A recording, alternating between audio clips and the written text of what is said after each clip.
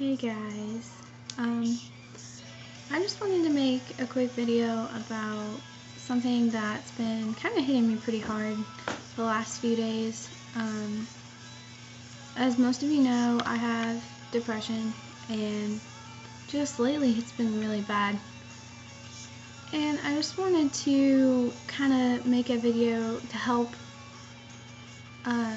what I think might give people more of a better understanding of what's happening, because though depression is usually just thrown out there, not a lot of people actually understand. And typically, if you know me, you know that I hate the words I understand, but I definitely think that it's something that I just want to get off my chest. And if I cry, I apologize, but it's been a rough few days for me. First, let me start by saying depression isn't something that happens. Because, yes, it can happen because something traumatic happened, and yes, it often does, but on an everyday basis, someone with major depressive disorder like me, there's no controlling when and when you don't have it. So it's almost as if it's like a switch that you can't control, that just turns on and off. And once it turns on, it's on, and once it turns off, it's off. It's not like it's something that you can really control, and I know I kind of already said that, but I just want to really iterate the fact that we, as sufferers, or survivors rather, of major depressive disorder, or MDD, have no control over it. And so, with that being said, a lot of times when or even in discussing amongst my friends, some of them as well, when we're feeling this way, no, it's not your fault, first of all. Second of all, usually if it's bad enough, there's not really anything that can be done to try and stop it. You just kind of gotta let it run its course. And I know there's going to be some controversial opinions on that, but for me, in my case, it's really hard once I get in that mood to get out of it. And it's almost like you're in a fog, or like you're kind of lost. And I can already feel it coming. Sorry. But, like, everything about failing scares you to death. Like right now, I don't know if, not a lot of people probably know about this right now, but right now my graduation status is undecided because of the whole transition last year and not being able to focus and pay attention, which is totally on me, so there's no point in trying to blame the school, but I have to retake 2 classes, and I'm struggling to keep my head kind of above water while I retake these classes, and I'm so scared that I'm not going to graduate that it almost throws me into a panic attack every time I think about it, so probably shouldn't think about it right now, but it's just, I don't know, it's hard to explain, but I just want everyone to know that, the best thing that you can do is when we ask to have our space, to give us our space, but also know the difference between us asking to have space and us spacing ourselves away from you. I know it's kind of a hard line to draw, but I think that if someone is saying, look, I just need some time, then typically they're meaning that they just want some time to think things over, and that maybe it's just a really hard time. But if someone's saying, leave me alone, like, I don't want to, like, do this, like obviously that is when I assume that you would, I pray to God you would hopefully know that that's more serious. A few things about some of the things that have been said,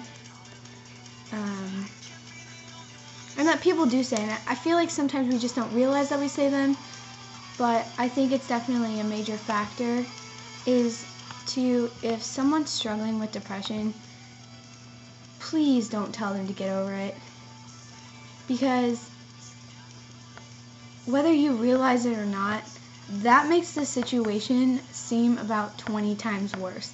The fact that us as survivors of depression have to hear that after we're already kind of on the edge of where we're supposed to be thinking, and it's just not a good thing to say. And another thing, and like I said, those of you who know me know that I absolutely hate the phrase that I understand, because you will never understand the complete and full way of how I'm feeling about anything at a given time. My facial expressions, my body language, my words, well, they're not enough for you to know exactly how I'm feeling, because the amount of chemical released in your brain when you get happy is completely different than the amount of chemical released in my brain. So it's just, please don't ever say that you understand, because that is one of the most frustrating things for me. Trying to think if there was something else.